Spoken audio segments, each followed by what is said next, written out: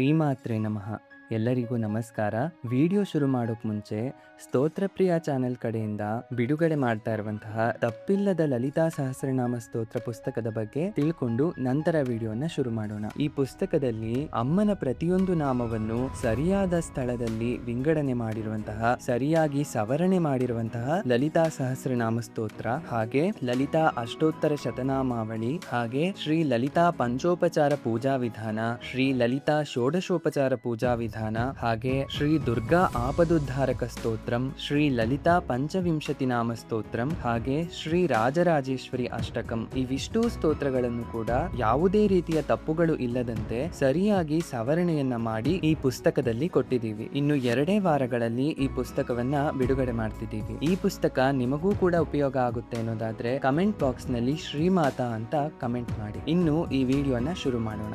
ಇವತ್ತಿನ ವಿಡಿಯೋದಲ್ಲಿ ಸಾಮಾನ್ಯವಾಗಿ ಲಲಿತಾ ಸಹಸ್ರನಾಮ ಪಾರಾಯಣ ಮಾಡುವಾಗ ಹೆಚ್ಚು ಜನ ಓದ್ತಾ ಇರುವಂತಹ 15 ತಪ್ಪುಗಳ ಬಗ್ಗೆ ಈ ವಿಡಿಯೋದಲ್ಲಿ ತಿಳ್ಕೊಳ್ಳೋಣ. ಆ ತಪ್ಪುಗಳು ಯಾವುವು ಮತ್ತೆ ಅದನ್ನ ಯಾವ ರೀತಿಯಲ್ಲಿ ಸರಿಯಾಗಿ ಓದಬೇಕು ಅನ್ನೋದನ್ನ ತಿಳ್ಕೊಳ್ಳೋಣ. ಮೊದಲನೇ ತಪ್ಪು ಯಾವುದು ಅಂದ್ರೆ, ಧ್ಯಾನ ಶ್ಲೋಕದಲ್ಲಿ ಮೊದಲನೇ ಶಬ್ದವೇ ತಪ್ಪಾಗಿ ಓದ್ತಿದ್ದಾರೆ ತುಂಬಾ ಜನ. ಅದ್ಯಾವುದು ಅಂದ್ರೆ ಸಿಂಧೂರಾರುಣ ವಿಗ್ರಹ ಅಂತ ಬರುತ್ತೆ. ಅದು ಸಿಂಧೂರಾರುಣ ವಿಗ್ರಹ ಅಂತ ಬರ್ಬೇಕೆ ಹೊರತು ತುಂಬಾ ಜನ ಸಿಂಧೂರಾರುಣ ಅಂತ ಅದಕ್ಕೆ ಒತ್ತನ್ನ ಕೊಟ್ಟು ಸಿಂಧೂರಾರುಣ ಅಂತ ಓದ್ತಿದ್ದಾರೆ. ಆ ಶ್ಲೋಕವನ್ನ ಹೇಗೆ ಶುರು ಮಾಡ್ಬೇಕು ಅಂದ್ರೆ, ಸಿಂಧೂರಾರುಣ ವಿಗ್ರಹಂ ತ್ರಿನಯನಂ ಮಾಣಿಕ್ಯ ಮೌಳಿ ಸ್ಫುರತ್ ತಾರಾನಾಯಕ ಶೇಖರಂ ಸ್ಮಿತಮುಖೀಂ. ಹೀಗೆ ಈ ಶ್ಲೋಕವನ್ನ ಸಿಂಧೂರ ಅಂತ ಓದೋ ಹಾಗಿಲ್ಲ, ಸಿಂಧೂರಾರುಣ ವಿಗ್ರಹ ಅಂತ ಓದ್ಬೇಕು. ಇನ್ನು 2ನೇ ತಪ್ಪು ಯಾವುದು ಅಂದ್ರೆ, 40ನೇ ಶ್ಲೋಕದಲ್ಲಿ ಮಹಾಸಕ್ತಿ ಕುಂಡಲಿನಿ ಬಿಸತಂತು ತನೀಯಸಿ ಅಂತ ಇದೆ. ಅದರಲ್ಲಿ ಮಹಾಸಕ್ತಿ, ಇಲ್ಲಿ ಈ ನಾಮ ಮಹಾಸಕ್ತಿ ಅಂದ್ರೆ ಮಹಾ ಆಸಕ್ತಿ ಅಂತ ಬರಬೇಕು. ಶಾ ಅಲ್ಲ, ಸಾ ಅಕ್ಷರ ಬರಬೇಕು. ಇದೇ ರೀತಿಯಾದದ್ದು 54ನೇ ಶ್ಲೋಕದಲ್ಲಿ ಮಹಾಶಕ್ತಿ ಅಂತ ಬರುತ್ತೆ. 2 ಕಡೆ ಮಹಾಶಕ್ತಿ ಅಂತ ಬಂದ್ರೆ ಒಂದೇ ನಾಮ 2 ಕಡೆ ಇರೋ ಹಾಗಿಲ್ಲ ಅಲ್ವಾ? ಒಂದೇ ನಾಮ 2 ಕಡೆ ಇದೆ ಅಂದ್ರೆ ನಾವು ಸಹಸ್ರನಾಮದಲ್ಲಿ ಒಂದು ನಾಮವನ್ನ ಕಡಿಮೆ ಓದ್ತಿದೀವಿ ಅಂತ ಅರ್ಥ. ಹಾಗಾಗಿ ಈ 40ನೇ ಶ್ಲೋಕದಲ್ಲಿ ಮಹಾಸಕ್ತಿ, 54ನೇ ಶ್ಲೋಕದಲ್ಲಿ ಮಹಾಶಕ್ತಿ. ಇನ್ನು 3ನೇ ತಪ್ಪು ಎಲ್ಲಿ ಓದ್ತೀವಿ ಅಂದ್ರೆ, 53ನೇ ಶ್ಲೋಕದಲ್ಲಿ ಮಾಹೇಶ್ವರಿ ಮಹಾದೇವಿ ಮಹಾಲಕ್ಷ್ಮೀರ್ ಮೃಡಪ್ರಿಯ, ಅಥವಾ ಈ ಶ್ಲೋಕವನ್ನ ಮಾಹೇಶ್ವರಿ ಮಹಾದೇವಿ ಮಹಾಲಕ್ಷ್ಮಿ ಮೃಡಪ್ರಿಯ ಹೀಗೆ ಕೂಡ ಓದ್ಬಹುದು. ಆದ್ರೆ ಇಲ್ಲಿ ಮುಖ್ಯವಾಗಿ ಮಾಹೇಶ್ವರಿ ಅನ್ನೋ ಪದವನ್ನ ತುಂಬಾ ಜನ ಮಹೇಶ್ವರಿ ಮಹಾದೇವಿ ಅಂತ ಓದ್ತಾ ಇರ್ತಾರೆ. ನನ್ನ ಹತ್ರ ಇರೋ 2 ಪುಸ್ತಕಗಳಲ್ಲಿ ಇದೇ ರೀತಿಯಾದ ತಪ್ಪನ್ನ ಕೊಟ್ಟಿದ್ದಾರೆ. ಈ ಶ್ಲೋಕದಲ್ಲಿ ಅರ್ಥ ಏನ್ ಬರ್ಬೇಕು ಅಂದ್ರೆ, ಮಾಹೇಶ್ವರಿ ಅಂದ್ರೆ ಮಹೇಶ್ವರನ ಪತ್ನಿ ಅಂತ, ಮಹೇಶ್ವರಿ ಅಂತ ಹೇಳಿದ್ರೆ ಮಹಾ ಈಶ್ವರಿ ಅಂತ ಅರ್ಥ ಬರುತ್ತೆ. ಹಾಗಾಗಿ 53ನೇ ಶ್ಲೋಕದಲ್ಲಿ ನಮಗೆ ಬರ್ಬೇಕಾಗಿರೋ ಅರ್ಥ ಏನು ಅಂದ್ರೆ ಮಾಹೇಶ್ವರಿ, ಮಹೇಶ್ವರನ ಪತ್ನಿ. ಹಾಗಾಗಿ ಇದು ಸರಿಯಾದದ್ದು. ಇನ್ನು 57ನೇ ಶ್ಲೋಕದಲ್ಲಿ ಮಹೇಶ್ವರ ಮಹಾಕಲ್ಪ ಮಹಾತಾಂಡವ ಸಾಕ್ಷಿಣಿ, ಇದು ಪೂರ್ತಿ ಒಂದೇ ನಾಮ. ಇದರಲ್ಲಿ ಮಹೇಶ್ವರ ಮಹಾಕಲ್ಪ ಅಂತ ದೀರ್ಘವನ್ನ ಕೊಟ್ಟು ತದನಂತರ ಮಹಾತಾಂಡವ ಸಾಕ್ಷಿಣಿ ಅಂತ ತುಂಬಾ ಜನ ಓದ್ತಾ ಇರ್ತಾರೆ. ಸರಿಯಾಗಿ ಓದೋದು ಹೇಗೆ ಅಂದ್ರೆ, ಮಹೇಶ್ವರ ಮಹಾಕಲ್ಪ ಮಹಾತಾಂಡವ ಸಾಕ್ಷಿಣಿ, ಇದು ಪೂರ್ತಿ ಒಂದೇ ನಾಮ, ಇದು ಸರಿಯಾದ ನಾಮ. ಇದರ ಅರ್ಥ ಏನು ಅಂದ್ರೆ, ಮಹಾಕಲ್ಪ ಹಂತದಲ್ಲಿ ಮಹೇಶ್ವರನು ಮಹಾತಾಂಡವ ಮಾಡೋದನ್ನ ನೋಡೋಳು ಈ ಜಗನ್ಮಾತೆ ಒಬ್ಳೆ ಅಂತೆ, ಅದು ಇದರ ಅರ್ಥ. ಇನ್ನು 6ನೇ ತಪ್ಪು ಯಾವುದು ಅಂದ್ರೆ, 78ನೇ ಶ್ಲೋಕದಲ್ಲಿ ಸಂಹೃತಾಶೇಷ ಪಾಷಂಡ ಸದಾಚಾರ ಪ್ರವರ್ತಿಕ ಅಂತ ಆ ಪಾದದಲ್ಲಿ 2 ನಾಮಗಳು ಬರುತ್ತೆ. ಸಂಹೃತಾಶೇಷ ಪಾಷಂಡ ಸದಾಚಾರ ಪ್ರವರ್ತಿಕ.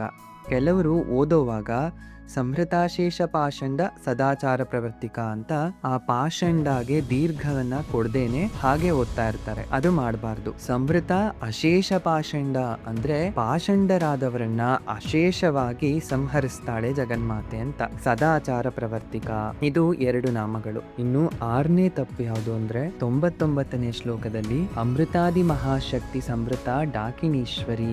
ಅಮೃತಾದಿ ಮಹಾಶಕ್ತಿ ಸಂವೃತ ಅನ್ನೋದು ಪೂರ್ತಿ ಒಂದೇ ನಾಮ.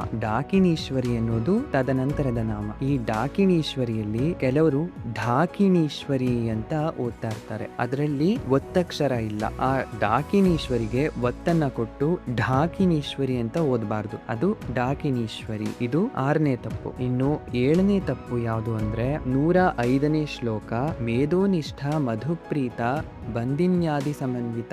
ಇದರಲ್ಲಿ ತುಂಬಾ ಜನ ಮೇಧೋನಿಷ್ಠ ಅಂತ ಅದಕ್ಕೂ ಕೂಡ ಒತ್ತನ್ನ ಕೊಟ್ಟು ಮೇಧೋ ಅಂತ ಓದ್ತಿರ್ತಾರೆ. ಮೇಧೋನಿಷ್ಠ ಅಂತ ಓದ್ಬೇಕು. ಇನ್ನು 8ನೇ ತಪ್ಪು ಯಾವುದು ಅಂದ್ರೆ 132ನೇ ಶ್ಲೋಕ ಅನ್ನದ ವಸುಧಾ ವೃದ್ಧ ಬ್ರಹ್ಮಾತ್ಮೈಕ್ಯ ಸ್ವರೂಪಿಣಿ. ಈ ಶ್ಲೋಕದಲ್ಲಿ ಅನ್ನದ ವಸುಧಾ, ಇದರಲ್ಲಿ ವಸುಧಾ ಬರುತ್ತೆ ಹೊರತು ವಸುಧಾ ಅಂತ ಓದ್ಬಾರ್ದು. ವಸುಧಾ ಅಂದ್ರೆ ಧರಣಿಗೆ ಸಂಬಂಧಪಟ್ಟ ಹೆಸರು. ವಸುಧಾ ಅಂದ್ರೆ ಭೂಮಿಯನ್ನ ಕರಿತೀವಿ. ಇಲ್ಲಿ ವಸುಧಾ ಅಂತ ಹೇಳಿದ್ರೆ ಐಶ್ವರ್ಯವನ್ನ ಕೊಡುವವಳು ಅಂತ. ಅನ್ನದ ವಸುಧಾ, ಅನ್ನವನ್ನು ಕೊಡುವವಳು, ಪುಷ್ಟಿಯನ್ನ ಕೊಡುವವಳು, ಐಶ್ವರ್ಯವನ್ನ ಕೊಡುವವಳು ಅಂತ ಅರ್ಥ. ಇನ್ನು 9ನೇ ತಪ್ಪು ಎಲ್ಲಿ ಮಾಡ್ತೀವಿ ಅಂದ್ರೆ 167ನೇ ಶ್ಲೋಕದಲ್ಲಿ ಮಾಡ್ತೀವಿ. ಅದರಲ್ಲಿ ವೀರಗೋಷ್ಠಿ ಪ್ರಿಯ ವೀರ ನೈಷ್ಕರ್ಮ್ಯ ನಾದರೂಪಿಣಿ. ಅದರಲ್ಲಿ ತುಂಬಾ ಜನ ವೀರಗೋಷ್ಠಿ ಪ್ರಿಯ ವೀರ ಅಂತ ಓದ್ತಿರ್ತಾರೆ. ಹಾಗೆ ಓದ್ಬಾರ್ದು. ವೀರಗೋಷ್ಠಿ ಪ್ರಿಯ ವೀರ ನೈಷ್ಕರ್ಮ್ಯ ನಾದರೂಪಿಣಿ 4 ನಾಮಗಳು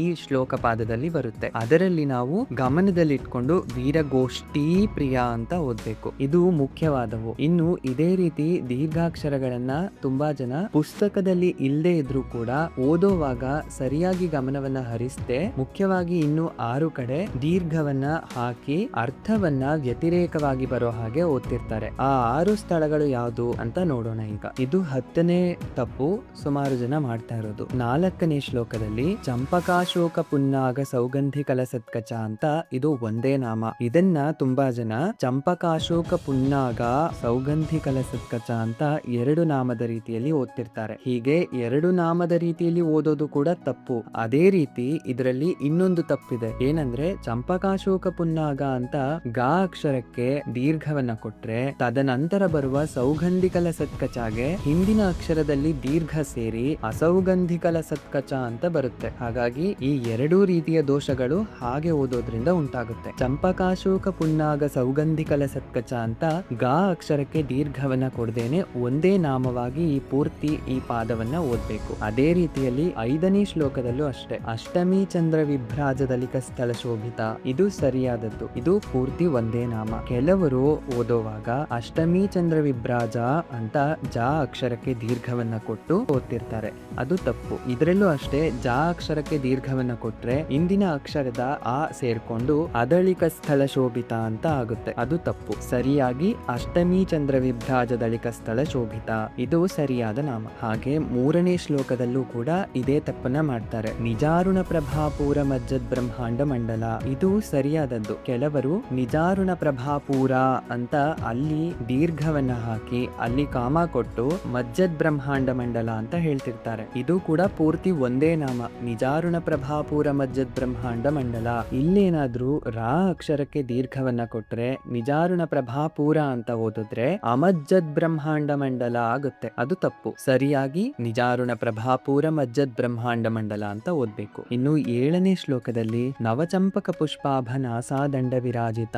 ಅದನ್ನು ಕೂಡ ತುಂಬಾ ಜನ ನವಚಂಪಕ ಪುಷ್ಪಾಭ ನಾಸಾದಂಡ ವಿರಾಜಿತ ಅಂತ ಓದ್ತಿರ್ತಾರೆ. ಅದು ತಪ್ಪು. ಅನಾಸಾದಂಡ ವಿರಾಜಿತ ಅಂತ ಬರುತ್ತೆ ಭಾ ಅಕ್ಷರಕ್ಕೆ ದೀರ್ಘವನ್ನ ಕೊಟ್ರೆ. ಸರಿಯಾಗಿ ಓದೋದು ಯಾವುದು ಅಂದ್ರೆ ನವಚಂಪಕ ಪುಷ್ಪಾಭ ನಾಸಾದಂಡ ವಿರಾಜಿತ. ಇದು ಪೂರ್ತಿ ಒಂದೇ ನಾಮ. ಇನ್ನು 14ನೇ ತಪ್ಪು ಎಲ್ ಮಾಡ್ತಾರೆ ಅಂದ್ರೆ ಕದಂಬ ಮಂಜರಿ ಕ್ಲಿಪ್ತ ಕರ್ಣಪೂರ ಮನೋಹರ ಅಂತ ಇರೋ ಶ್ಲೋಕವನ್ನ ಕದಂಬ ಮಂಜರಿ ಕ್ಲಿಪ್ತ ಅಂತ ದೀರ್ಘವನ್ನ ಕೊಟ್ಟು ಕರ್ಣಪೂರ ಮನೋಹರ ಅಂತ ಓದ್ತಾರೆ. ಅದು ತಪ್ಪು. ಈ ನಾಮ ಕೂಡ ಒಂದೇ ನಾಮ. ಕದಂಬ ಮಂಜರಿ ಕ್ಲಿಪ್ತ ಕರ್ಣಪೂರ ಮನೋಹರ ಇದು ಒಂದೇ ನಾಮ. ಇನ್ನು 15ನೇ ತಪ್ಪು 31ನೇ ಶ್ಲೋಕದಲ್ಲಿ ಮಹಾ ಗಣೇಶ ನಿರ್ಭಿನ್ನ ವಿಘ್ನ ಯಂತ್ರ ಪ್ರಹರ್ಷಿತ. ಇದು ಪೂರ್ತಿ ಒಂದೇ ನಾಮ. ಇದನ್ನ ಮಹಾ ಗಣೇಶ ನಿರ್ಭಿನ್ನ ವಿಘ್ನ ಯಂತ್ರ ಪ್ರಹರ್ಷಿತ ಅಂತ ಓದ್ತಿರ್ತಾರೆ. ಅದು ತಪ್ಪು. ಮಹಾ ಗಣೇಶ ನಿರ್ಭಿನ್ನ ವಿಘ್ನ ಯಂತ್ರ ಪ್ರಹರ್ಷಿತ ಇದು ಸರಿಯಾದ ಉಚ್ಚಾರಣೆ.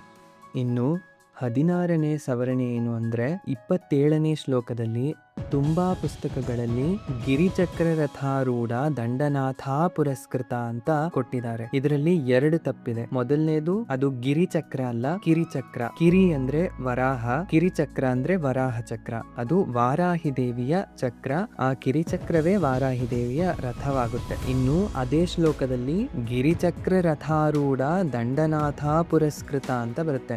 ಅದರಲ್ಲಿ ದಂಡನಾಥ ಅಂತ ದೀರ್ಘವನ್ನ ಹಾಕಬಾರ್ದು. ಈ ಶ್ಲೋಕ ಪಾದದ ಸರಿಯಾದ ಉಚ್ಚಾರಣೆ ಏನು ಅಂದ್ರೆ ಕಿರಿಚಕ್ರ ರಥಾರೂಢ ದಂಡನಾಥ ಪುರಸ್ಕೃತ.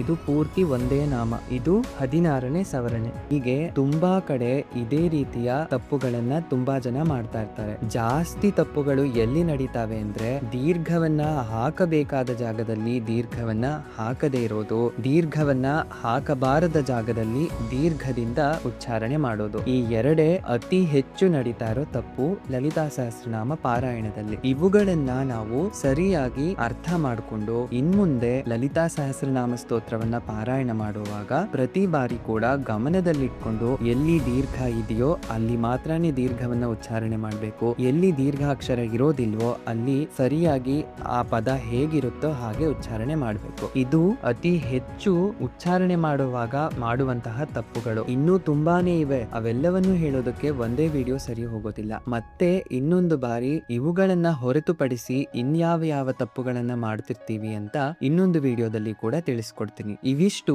ಸಾಧಾರಣವಾಗಿ ತುಂಬಾ ಜನ ಮಾಡುವಂತಹ ತಪ್ಪುಗಳು. ಇನ್ನು ಇದನ್ನ ಹೊರತುಪಡಿಸಿ ಇನ್ನು 7 ದಾರುಣವಾದ ಅರ್ಥಗಳು ಬರುವಂತಹ ತಪ್ಪುಗಳನ್ನ ಓದ್ತಾ ಇರ್ತಾರೆ. ಆ 7 ಅತಿ ದಾರುಣವಾದ ಅರ್ಥವನ್ನ ಕೊಡುವಂತಹ, ಅತಿ ದಾರುಣ ಫಲವನ್ನೂ ಕೊಡುವಂತಹ ತಪ್ಪುಗಳನ್ನ ಈಗಾಗ್ಲೇ ಒಂದು ವಿಡಿಯೋದಲ್ಲಿ ತಿಳಿಸ್ಕೊಟ್ಟಿದ್ದೀನಿ. ಅದನ್ನ ನೀವಿನ್ನು ನೋಡಿಲ್ಲ ಅಂದ್ರೆ ಈ ವಿಡಿಯೋದ ಡಿಸ್ಕ್ರಿಪ್ಷನ್ ಬಾಕ್ಸ್ ನಲ್ಲಿ ಆ ವಿಡಿಯೋದ ಲಿಂಕ್ ಅನ್ನ ಹಾಕಿರ್ತೀನಿ. ಅದನ್ನ ಕೂಡ ನೋಡಿ ಸರಿ ಮಾಡ್ಕೊಳ್ಳಿ. ಇದಿಷ್ಟು ಈ ವಿಡಿಯೋದಲ್ಲಿ ನಾವು ತಿಳ್ಕೊಂಡಿರೋದು. ಇನ್ನೊಂದು ಮುಖ್ಯವಾದ ಸೂಚನೆಯನ್ನ ಕೊಡಬೇಕು. ಸ್ತೋತ್ರ ಪ್ರಿಯ ಯೂಟ್ಯೂಬ್ ಚಾನೆಲ್ ಕಡೆಯಿಂದ ತಪ್ಪುಗಳಿಲ್ಲದಂತಹ ಸಂಪೂರ್ಣ ಸವರಣೆ ಮಾಡಿದಂತಹ ಲಲಿತಾ ಸಹಸ್ರನಾಮ ಸ್ತೋತ್ರವನ್ನ ಒಂದು ಪುಸ್ತಕದಲ್ಲಿ ಕೊಡಬೇಕು ಅಂತ ಸಂಕಲ್ಪ ಮಾಡಿದೀವಿ. ಈ ಪುಸ್ತಕ ನಿಮಗೂ ಕೂಡ ಉಪಯೋಗವಾಗುತ್ತೆ ಅಂತ ಅನ್ಸಿದ್ರೆ ಕಮೆಂಟ್ ಬಾಕ್ಸ್ ನಲ್ಲಿ ಶ್ರೀಮಾತಾ ಅಂತ ಕಮೆಂಟ್ ಮಾಡಿ. ಎಲ್ಲರಿಗೂ ನಮಸ್ಕಾರ.